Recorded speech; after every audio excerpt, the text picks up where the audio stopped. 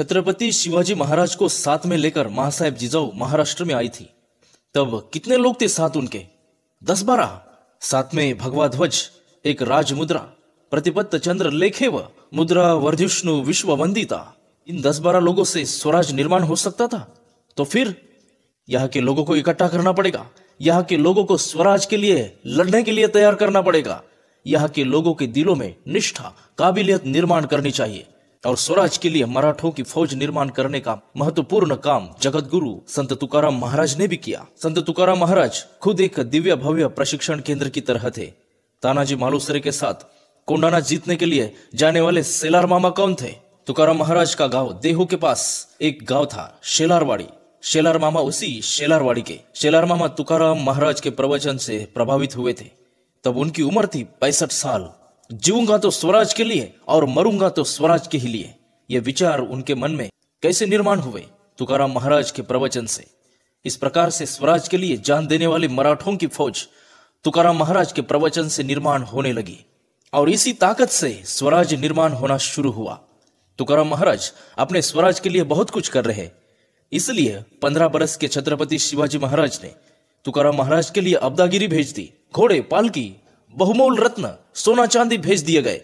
स्वराज के रक्षण के लिए सैनिक जितने महत्वपूर्ण, वैसे स्वराज को पवित्र रखने के लिए साधु सन्यासियों का आशीर्वाद भी महत्वपूर्ण होता है। ये छत्रपति शिवाजी महाराज को मालूम था। फकीरों के कब्र के लिए भी दान देने वाला ये राजा संत तुकाराम महाराज को अब्दागिरी में सोना चांदी, बहुमूल रत्न, घोड़े, पालकी भेज रहा है। स्वराज के लिए इतना भव्य काम महाराज कर रहे थे। उन्हें मदद करने के लिए शिवराय ने यह सब किया। उन्होंने उनका राजधर्म निभाया। पर संत तुकाराम महाराज ने क्या करना चाहिए? घोड़े, पालकी, सोना चांदी, ये सब खुद शिवाजी महाराज से हमें मिल रहे हैं। इस विचार से तो वो बहुत खुश होना चाहिए थे। इस सम्मान का उन्होंने स्वीकार करना चाहिए था, पर नहीं। शिवराय ने दिया हुआ यह सब कुछ जगत गुरु तुकाराम महाराज ने बड़े विनम्रता पूर्वक अस्वीकार किया। आप सिर्फ जन कल्याण करते रहो। शिवराय, आप अगर मुझे कुछ देना चाहते हो तो ये करो, आप सिर्फ जन कल्याण करते जाओ। हम ये समझेंगे कि हमें सोना चांदी, बहुमूल रत्न सब कुछ मिल गया। और जगत गुरु तुकाराम महाराज का यही गुण छत्रपति शिवाजी महाराज ने अपना लिया था। शिवराय ने स्वराज निर्माण किया, राज्याभिषेक भी हुआ। पर राज सिंहासन निर्माण करते समय छत्रपति शिवाजी महाराज महासाहेब जिजाऊ से कहने लगे, मां साहब, सिंहासन ऐसा निर्माण होना चाहिए कि उस पर हमारी पूरी प्रजा बैठनी चाहिए। इस प्रकार का सिंहासन निर्माण करो। स्वराज का मैं अकेला छत्रपति नहीं हूं, स्वराज का हर एक मराठा छत्रपति है। शिवाजी महाराज स्वराज के महाराजा बने, पर शिवराय का जिक्र हमेशा उपभोग शून्य स्वामी ऐसा ही मिलता है। अरे कई राजा महाराजाओं ने अपने रानी के लिए बड़े बड़े स्मारक निर्माण किए। ताजमहल अपने आंखों के सामने है। क्या छत्रपति शिवाजी महाराज को ऐसा ताजमहल बनाना बहुत मुश्किल था? वो अपने महारानी के नाम पर ताजमहल जैसी वास्तु नहीं बना सकते थे? पर इस राजा ने ऐसा बिल्कुल भी नहीं किया, बिल्कुल नहीं।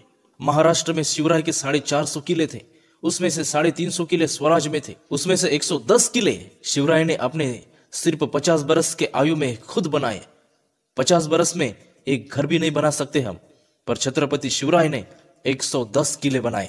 पर इस किले पर महाराज ने कभी खुद का नाम नहीं लिखा। शिवाजीगढ़, जिजाऊगढ़, शहाजीगढ़, संभाजीगढ़, ऐसे नाम नहीं किसी किले को। यह मैंने निर्माण किया, यह सब मेरा है, ऐसा सुराग हमें कहीं भी नहीं मिलता। यही खासियत है छत्रपति शिवराय की। ये मैंने जो किया वो मेरे लिए नहीं, ये सब स्वराज के प्रजा के लिए। स्वराज उन प्रजा का ही है, मेरा कुछ भी नहीं। यही विचार शिवराय के थे। ये विचार उनके गुरु तुकाराम महाराज ने उनके मन में निर्माण किए।